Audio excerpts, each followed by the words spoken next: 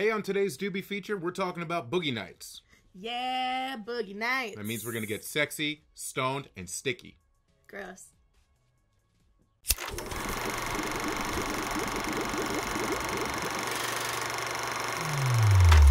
Welcome back to the Saturday Doobie Feature. I'm Justin. And I'm Jessica. On today's episode, we're talking about a movie very near and dear, I would say, to both of our hearts and privates. It's Boogie Nights. Oh. Hey, speak for yourself. This movie was a sexual revolution for myself. I don't know. I mean, I didn't watch it till college. So, really? Yeah, so I was just like, this is beautiful. It's 1997. We're going to get into it. We have some fine marijuana today provided to us by Evergreen in Santa Ana. If you're ever down there, an extremely beautiful, nice shop. We have some of their Thin Mint Girl Scout cookie. Jess, would you like to do the honors on one of those bowls? It's the Thin Mint Girl Scout cookie is known to be kind of like an aphrodisiac strain, which is really good for this movie. You know, a nice, slightly indica-dominant hybrid. I mean, technically, Thin Mint is a sativa phenotype of Girl Scout cookies. You know, it gets all crazy in this. Supposed to be sativa? Yeah, well, bullshit. of the cookies, which are very hybrid in general. So, you know, it'll make you very stoned, which is perfect for this movie. It's 3 hours long and an epic. An epic of real life, which is something that director Paul Thomas Anderson, I would say, really exemplifies, or just really excels at. I love this movie. It's one of my favorite movies. I love a movie that has a classic 3-act structure because it keeps me warm and cozy. I also love it because it reminds me of like Tower of Terror, or a ride where you just go like up, up, up, up, and then a giant fall when it gets to the 80s. So many roller coaster moments in this movie. Good. Because I mean, it really, like you're saying, there is a crescendo that really builds in the movie, and you could point to that one moment. Like the 70s are fun. The 70s are where fun. the fun is over. Oh no, it's not lighthearted and carefree porn guys anymore. So. If you don't know what Boogie Nights is about, it's the rise and fall of 70s and 80s porn star Dirk Diggler, played by Mark Wahlberg. Also or Eddie, you know, whatever his name is. What were you say? I was going to say, it's also kind of about the transition from film to digital video. Yes. Through porn, which I also think is fascinating. Because it just shows, like, it's just so much easier to show with porn the difference in change, as opposed to, like, make this big commentary on film. To be like, even porn used to be, like, art. But then anyone could video anything. Exactly. And then it was kind like, let's get a bang what van happened or with whatever. the internet and all sorts of content creation and things like that. You know, it's funny because that's what I was going to say. It's very near and dear to my heart because the Boogie Nights DVD was treasured in my household for me. Because if you know the days before internet pornography, it was very hard to find that kind of, you know, like the same reason that people used to hide, like, Playboys in the woods and stuff, you know? So, like, when we had that Blockbuster DVD in 1998, it was, like, a very hot commodity in my home. So it's very, you know, near and dear to my heart. But probably the first time in my life that I really fell into an amazing film with amazing performances and that structure, like you're saying, like for something that really spans probably like a decade of time, there's so much happens in this movie.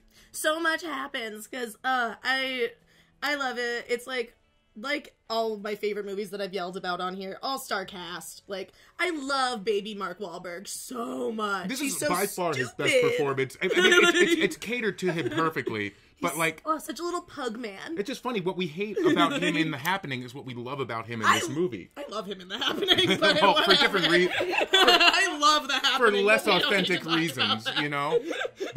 Well, we might need to talk about that in another episode. 100%. But if showing it through his lens is very, you know, a very interesting progression.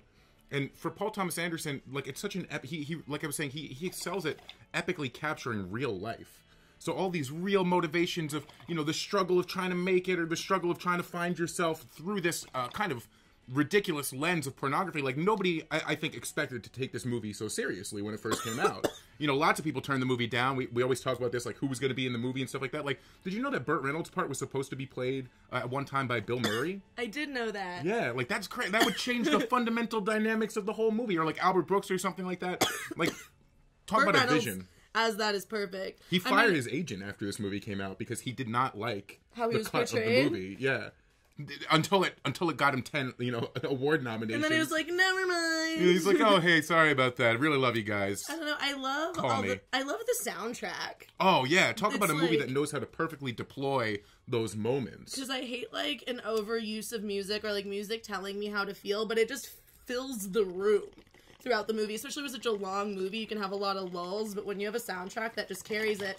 I mean, and then with the music too, similar to like film versus digital, they show album versus mixtape in that crazy ass scene with the crackers. And so Alfred the Molina, Jesse's girl scene. like that is just such an amazing encapsulation of the whole movie. Like you expect even through 3/4 of the movie, you're expecting all this different thing, and then it takes you on this whole other wild ride of, like you're saying, that downfall after William H. Macy, kills his wife. That's really the moment that everything, and also, himself. But have you noticed that she's only shown fucking in that movie?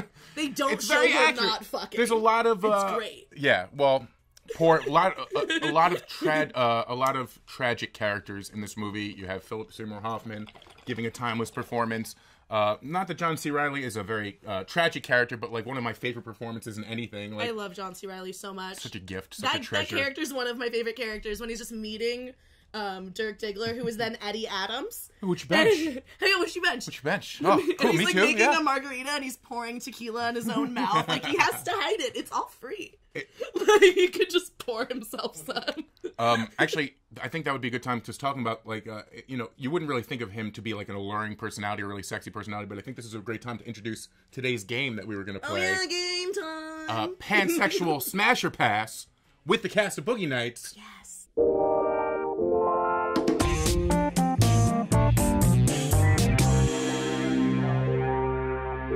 Yeah, so I think starting there, John C. Reilly is going to be a smash for me. Smash 100%. Because I think... I would smash John C. Reilly in Chicago, though, so I just have a problem.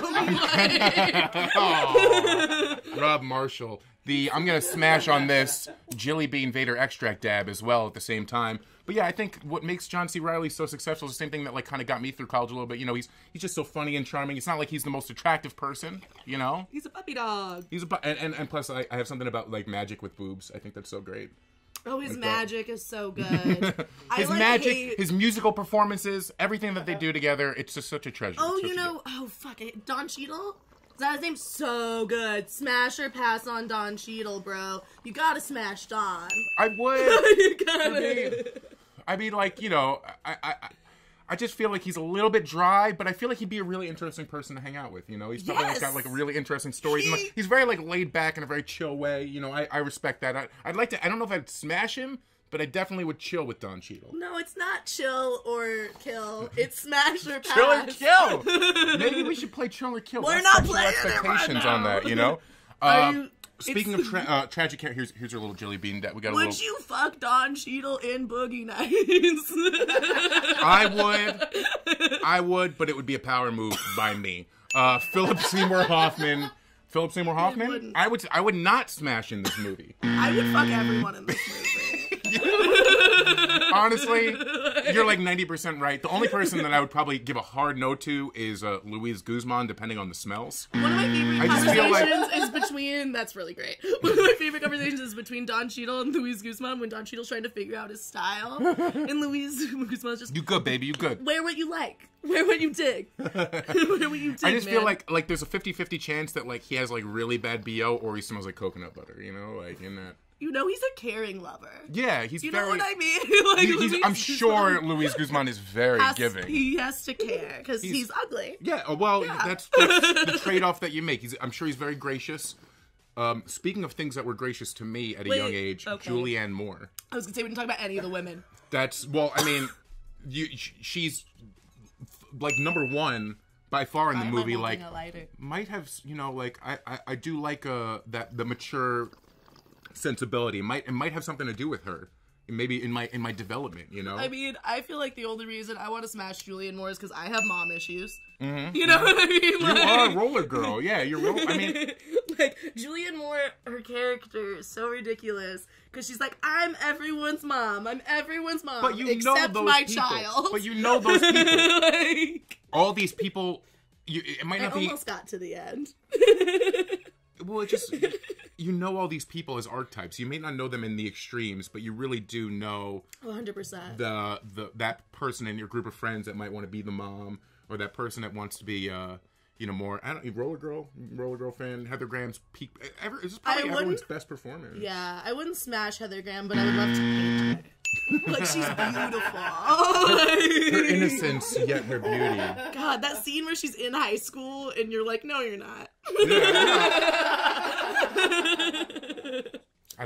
a second. But then too, you know, that when they're in the limo, like that heartbreak.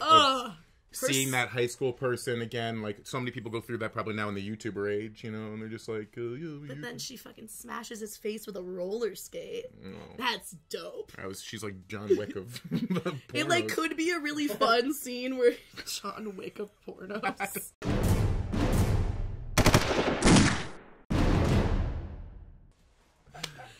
Maybe not that aggressive, more like the Taxi Driver. I've never seen John Wick. Yeah, I know. I think that about does it for our sexual desires in this episode. Yeah, right? Like, that's a fun game. We got to play that more often. We do. I want to thank Hollywood Redux. Also, you guys, we have a new YouTube channel. We went solo on our YouTube channel, so if you'd like to subscribe to us personally, we would take it very personally. We would appreciate it. And, like and send it all out there. I'm Justin. Find me at here at these places and Instagram and so forth.